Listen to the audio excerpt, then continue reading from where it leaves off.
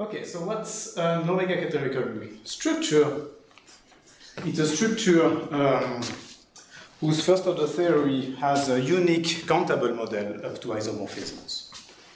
Okay, you can think of it, so that's a really modulo-theoretic definition. It's probably the most modulo-theoretic thing that you'll see for this talk. And there is another more dynamical taste definition, is that the automorphism group acts oligomorphically on the structure.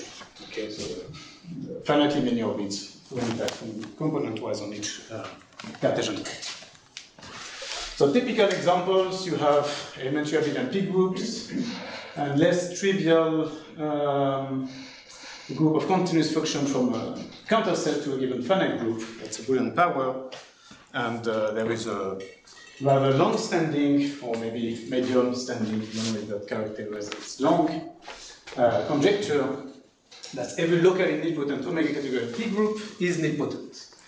And if the conjecture is true, then there will be a nice decomposition, which essentially tells you that the examples above are the building blocks of ω-categorical groups, in some sense.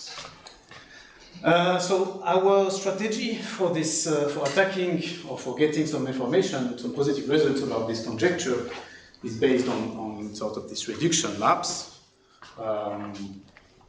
So obviously everybody knows about okay. the associated Lie ring of a given group. Well, and you can often try to reduce the question of nilpotency to the one of the Lie algebra, associated Lie algebra, or Lie ring. Sometimes it's nice, sometimes not. For us, it's not really the thing that we will consider. Instead, because the other one is not really definable, this one is much more definable. Lazar correspondence, you have this nice formula, and you know that if your group is rather not too bad, for instance, exponentially nilpotency class strictly less than P, then you can actually define on your group a Lie algebra. So if your group is ω-categorical, then the Lie algebra also. And you have the converse, and it's actually an equivalence of categories between the two. And then you have the local version, the assumption that C is less than P is very overkill. If you look closely, then you see that in order to define this, you only need the nilpotency class of two generated subgroup to be nilpotent to be less than P. And in order to check at least the Jacobi, you would rather have three generated subgroups nilpotence of class strictly less than P. Okay, so we'll come back a little bit later on this. Let's look at what's happening in the group case. Well, if you start playing with your group, you'll quickly see that it has an ω-categorical P group has bounded exponent, and it satisfies the n-Engel identity. So there is literature on this, connection with the Burnside problem and this Engel group problem. But for us, the question we ask is, if you're ω-categorical, can you conclude global nilpotency? For this, there is an asymptotical solution given by a wonderful theorem of Zelmanov, is that if you fix the n, then for all but finitely many primes, n-Engel P groups are globally nilpotent. This is nice. So no need of ω-categoricity here. And then you want to look, maybe, one of the lead would be to try to check the conjecture for small values of n. So people have been working hard. So what does this table say? So if you are, for instance, a three-angle group, a three-angle 5 group, then infinity means, in general, those are not globally nilpotent. If there is a number, it's a bound on the nilpotency class. Okay? And so, if you put ω-categoricity on top of the assumption here, we can conclude in this case, and this case. Okay, so ω-categorical 5-angle 5 groups are nilpotent. So how do we? So what's the strategy here? Let's try to reduce this to the Lie algebra case. So you can ask the same question as Wilson's conjecture. But for Lie algebras, and it's very much open, it's not completely clear, but it's actually easier for Lie algebras than for groups.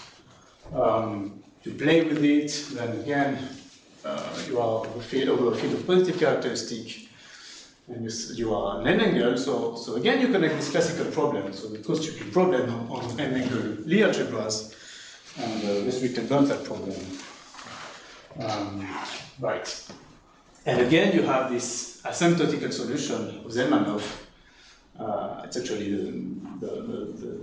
the same theorem as before, that if you fix the n, then for all but finitely many primes,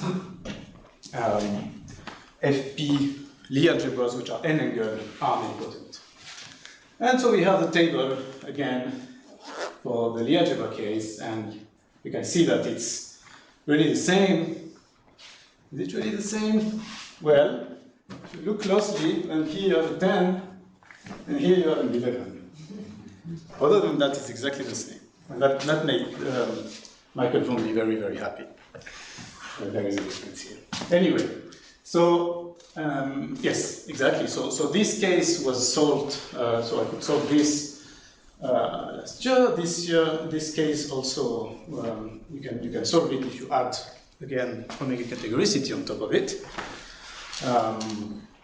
And here, okay, I can quickly tell you that it sort of relies on reducing the problem to associative algebras.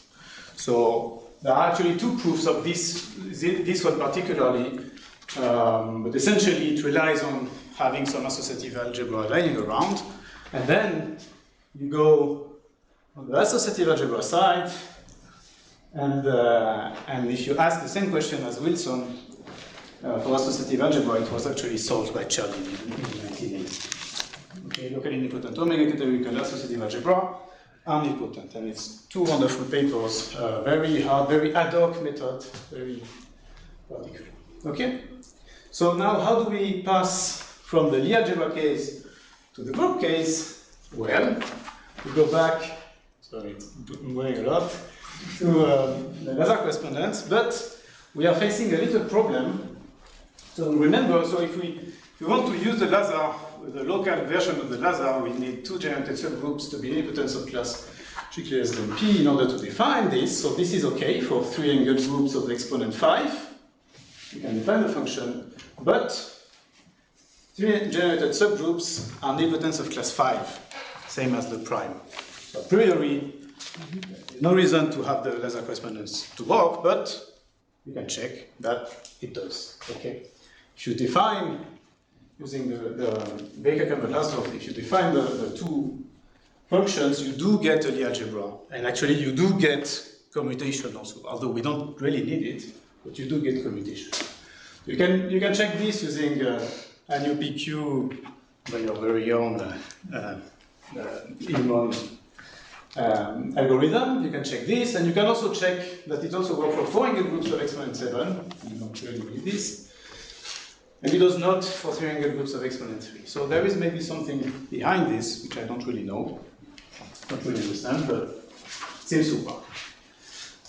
Okay, so we can conclude for three-angled 5 groups. Actually, I'm hiding a little bit of things. You need a little reduction by Abdullahi's Traustason, and then using a result of Havas and Vaughan-Lee, you can deduce from this the case of 4-angle, 5 groups, and then 5-angle using some identity that you can easily check in a gap problem. Thank you.